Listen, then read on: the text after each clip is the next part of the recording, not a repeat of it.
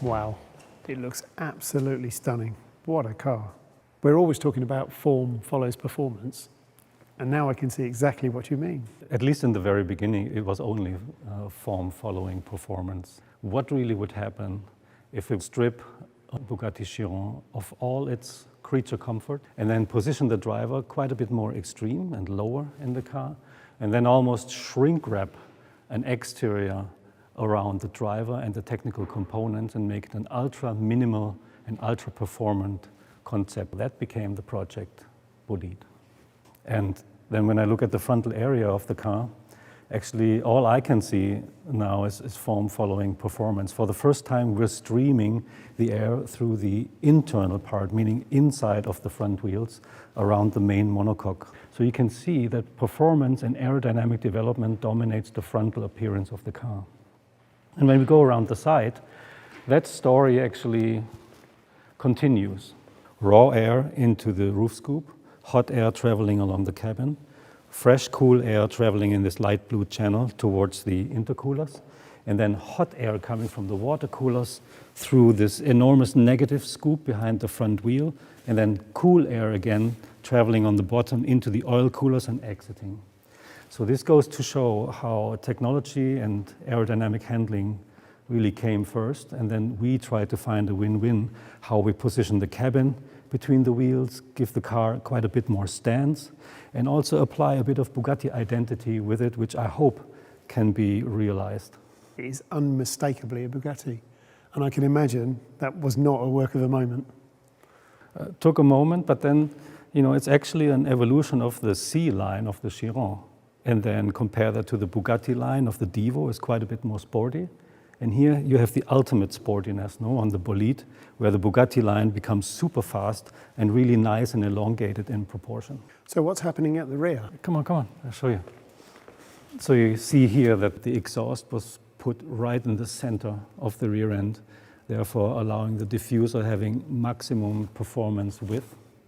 And at the same time, it creates an architecture where everything around the exhaust really is there for extracting hot air from the engine compartment. I noticed this X theme all over the car. So what's that all about? That has something to do with the experimental nature of the project. You remember the film The Right Stuff? Chuck Yeager breaking the sound barrier. Absolutely. For the very first time. For us, this was a similar approach to this project. This experimental track-focused car with the X graphics all around. But I think the most prominent, you see that on the frontal area. Now this remains probably my favorite view. You see the fuselage really arriving at the crash box, and everything ends with the Bugatti horseshoe here in the front. And then left and right you have this X graphic positioned all the way to the outside of the car, giving ultimate width expression into the exterior shape. And I like the reminiscence, to the classic X graphic over the glass of vintage race cars, which you find repeated here on the frontal graphic, but it also builds a bridge to the glorious days of Bugatti GP racing, in the 1920s and 1930s. This is Louis Chiron with his Type 51 winning in Monaco.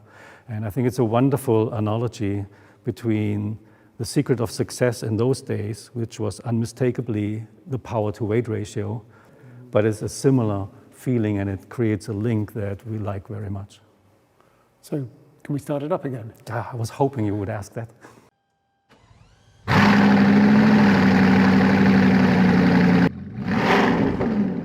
So now it's time to drive the Bolide, finally. So we've seen the underpinnings of the car and some of the exotic lightweight materials that were used in the manufacture.